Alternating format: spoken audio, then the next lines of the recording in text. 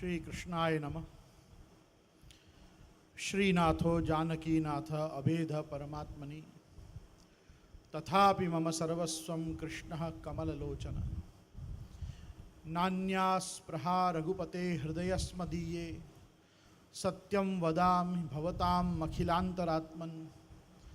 भक्तिं प्रयच्छ रघुपुंगव निर्भरां मे कामादिदोष रहितं कुरु मानसं च।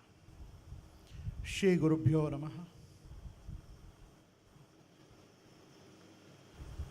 हम सुंदर कांड से लेकर आज लंका कांड तक आए।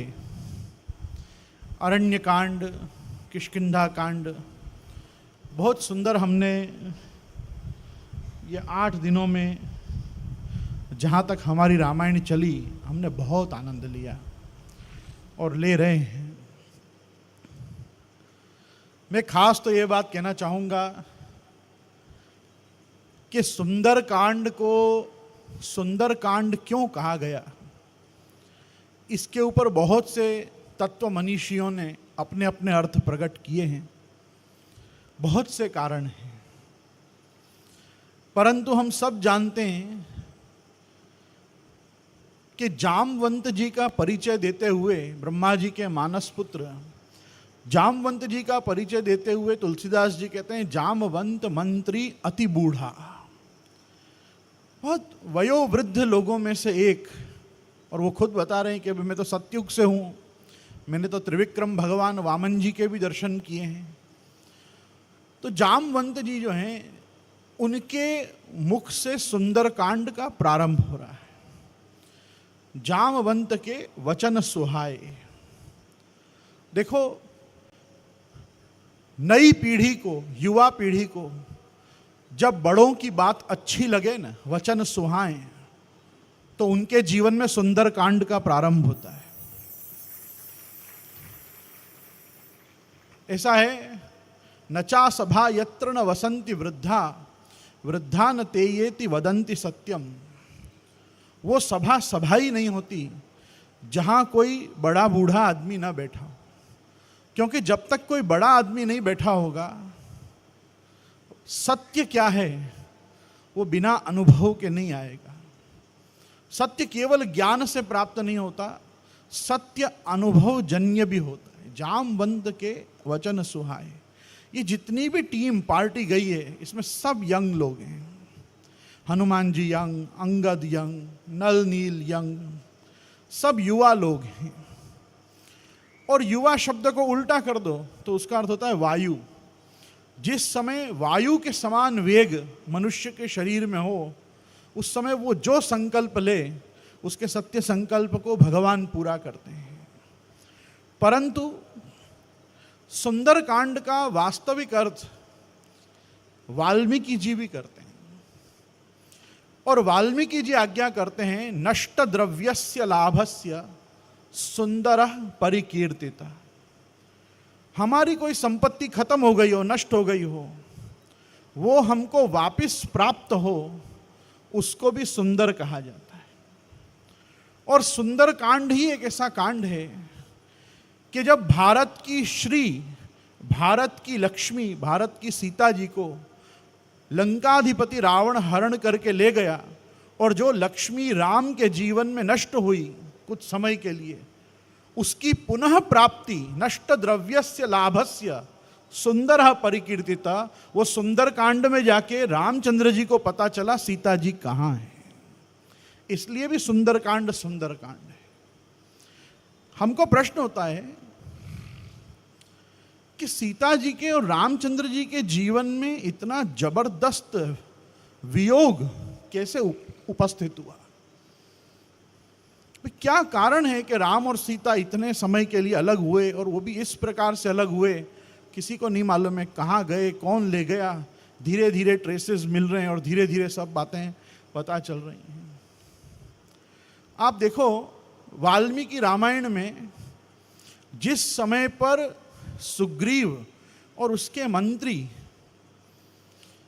भगवान रामभद्र को और लक्ष्मण जी को पुष्पक विमान में से फेंके हुए सीता जी के आभूषण बताते हैं और वो आभूषण रामचंद्र जी और सब देख के इतने उत्साहित होते हैं कि हाँ, मतलब ऋषिमुख पर्वत के ऊपर से ही पुष्पक विमान गया होगा, जो भी हरण करके ले गया है सीता का यहीं से ही गया होगा, ये आभूषण तो सीता जी के ही हैं।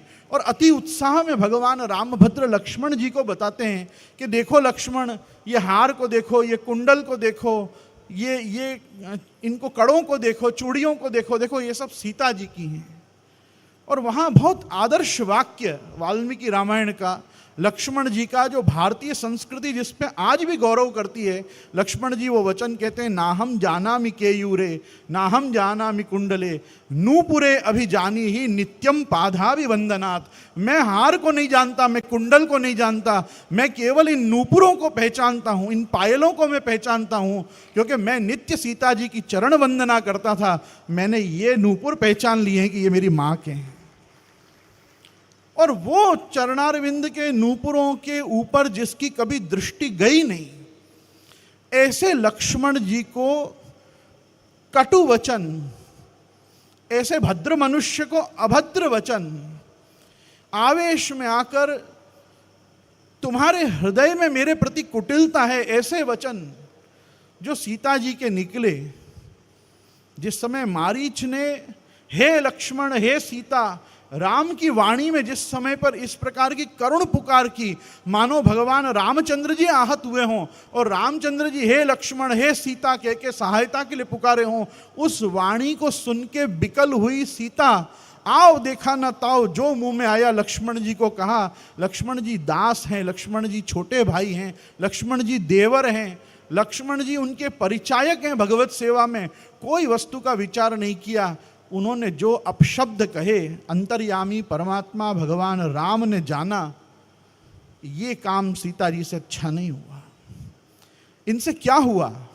इनसे भक्त का अपराध हुआ। और जब भक्त के अपराध का विषय भगवान की स्मृति पटल पे आया कि ओ सीता जी से भक्तापराध हुआ है, उन्होंने कहा नहीं, इसके दंड का मार्जन, इसका प्रायश्चित जब तक सीता जी नहीं करेंगी, मैं सीता जी का स्पर्श नहीं करूंगा, सीता जी के दर्शन नहीं करूंगा। भगवान ने अपनी पत्नी के, अपनी सहधर्मिणी, अपनी अर्धांगिनी के किए हुए भक्तापराध पे अपनी प्राण प्रिया का परित्याग मानसिक रूप से तब तक कर दिया कि जब तक ये लक्ष्मण जी से क्षमा नहीं मांगेंगी, मैं लक्ष्मण जी के साथ इनको वापस सेवा में नहीं लूंगा। अब आप एक वस्तु देखो, मैंने आपके लिए कुछ ढूंढा आज। हम सब देखते हैं कि ये लक्ष्मण जी इतने कटु वचन सुनकर भी, वाल्मीकि रामायण में आता है, वाल्मीकि रामायण में यद्यपि लक्ष्मण रेखा का वर्णन नहीं है, वाल्मीकि रामायण में इतना ही वर्णन है कि लक्ष्मण जी ने वन के देवता, अधिदेवता, स्थान देवता, इनको आग्रह किया, इनको विनती की कि मैं मेरी भाभी को यहाँ पर्णकुटी में अकेला छोड़ के जा रहा हूँ, आप इनकी रक्षा करना। और आप देखो रक्षा करने आया भी कौन? वन का देवता जटायु।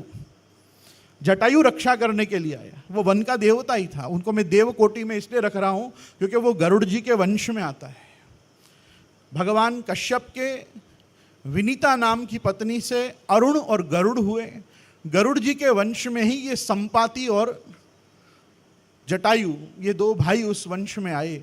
तो कहने का मेरा तात्पर्य, वन के देवता ने आकर रक्षण किया, लेकिन फिर भी हम अन्यान्य रामायणों में जब देखते हैं तो हम जानते हैं कि उन्होंने अपने भाभी, अपनी माँ के रक्षण के लिए, भगवान के स्वामी जी के रक्षण के लिए वहाँ पे लक्ष्मण रेखा नाम की एक रेखा, अदृश्य रेखा का उन्होंने खींचा।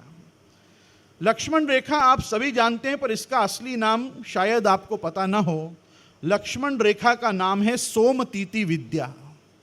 इसको सोमतीति विद्या कहते हैं।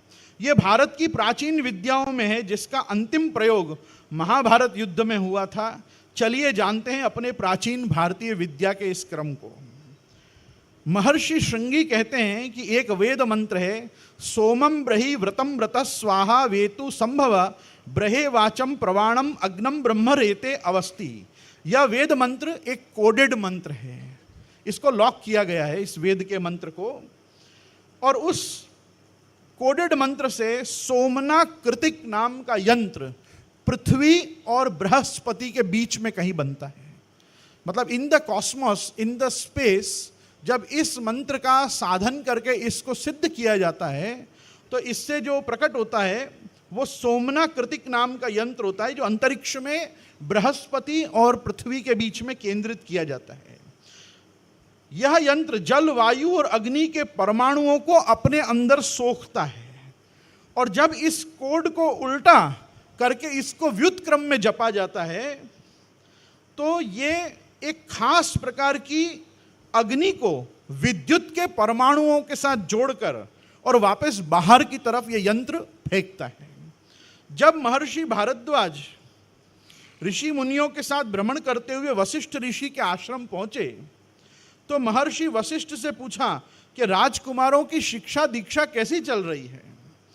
तब महर्षि वशिष्ठ ने बताया कि यह ब्रह्मचारी राम है, इसको मैंने अभी अभी आग्नेयास्त्र, वरुणास्त्र, अन्यान्य सब जल के मतलब पंच महाभूतों को वश में करने के मैंने इसको अस्त्रों का संधान सिखाया है। ये धनुर्वेद में बड़ा पारंगत हुआ है।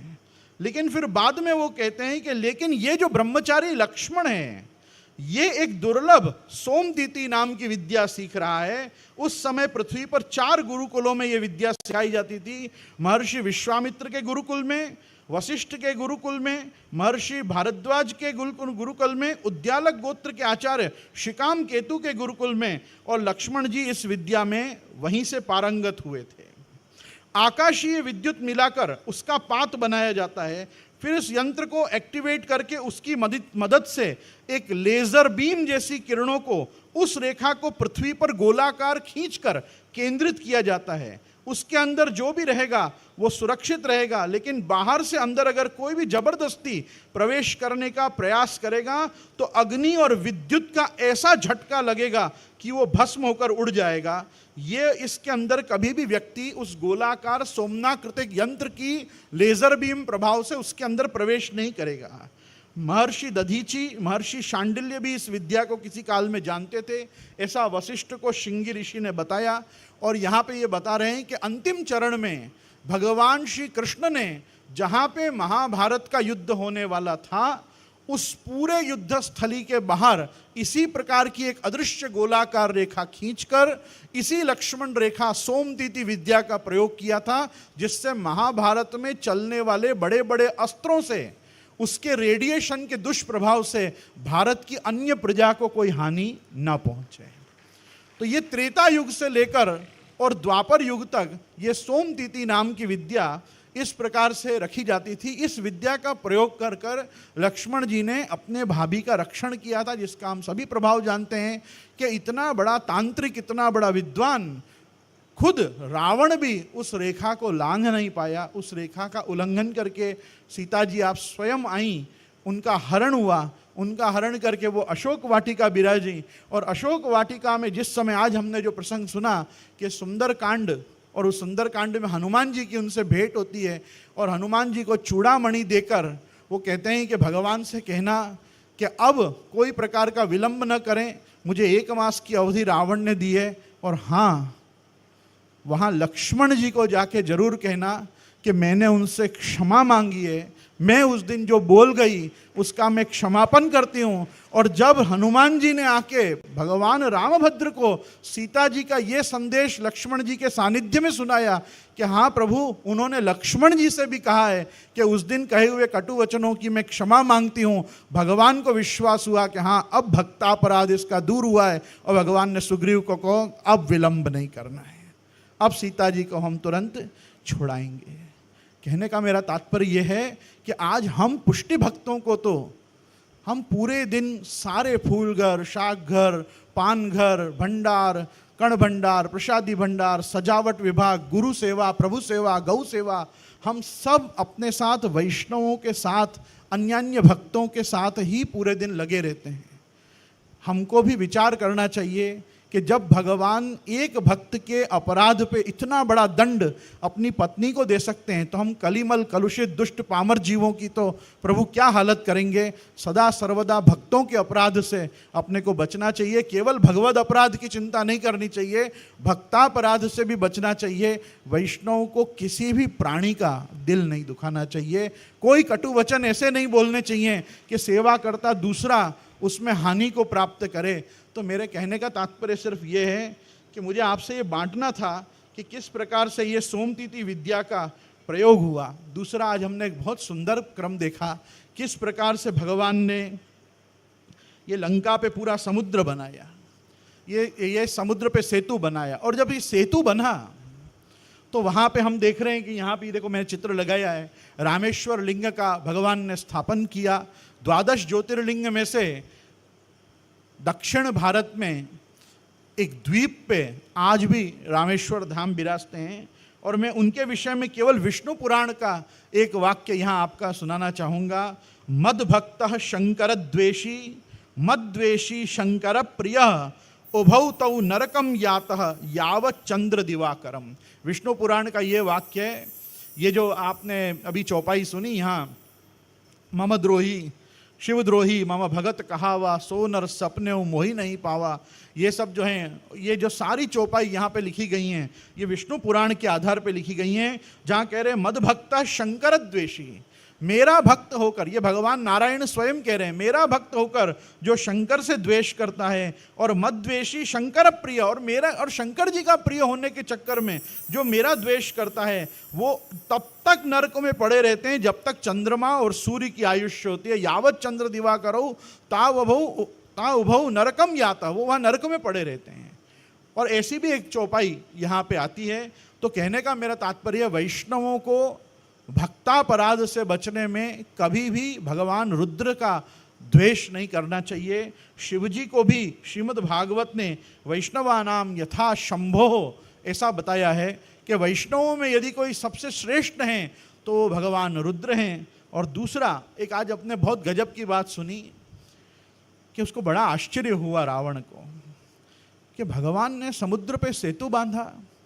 आपको पता है, रावण ने जिस समय अपने 10 सिर, कोई रामायण कोई पुराण के हिसाब से ब्रह्मा जी को चढ़ाए, कोई रामायण कोई पुराण के हिसाब से शिव जी को चढ़ाए, लेकिन जब उसको वरदान सहित उसके 10 सिर लौटाए गए, तो 10 सिर लौटाने के समय ब्रह्मा और शिव ने रावण को कहा, रावण ऐसे तो तुम, हमारा वरदान अमोघ है, तुम किसी के भी हाथ मरोगे नहीं, पर एक गलती मत करना, 10 मुंह से एक साथ मत बोलना।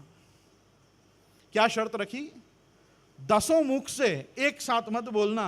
और ये बताते हैं हमको तुलसीदास जी कि जिस समय रावण के गुप्तचरों ने आके समाचार दिया कि सेतु बंध गया और राम की सेना पार आ चुकी है या आ रही है, उसको इतना आश्चर्य हुआ कि उसके 10 मुख बोले, बांध्यो वन निधि नीर निधि जलधि सिंधु बारिश सत्य तो ये निधि कंपति उदधि पयोधि नदीस। ये 10 नाम समुद्र के हैं, वन निधि, नीर निधि, जल निधि, सिंधु बारिश, सत्य तो ये निधि कंपति उदधि पयोधि नदीस। ये 10 नाम समुद्र के 10 मुख से वो एक साथ बोल पड़ा कि ये कैसे संभव है कि इसको बांध दिया भगवान ने।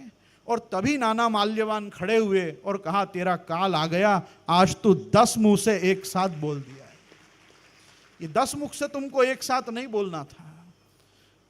भगवान अपने आप में हर अवतार में, ये जो हम कहते हैं ना, जयदेव जी के केशव धृत दशविध रूपम जय जगदीश हरे। हमारे एक बड़े हैं बड़ौदा में, मथुरेश जी महाराज, संप्रदाय के इस समय वयोवृद्ध आचार्यों में से एक हैं।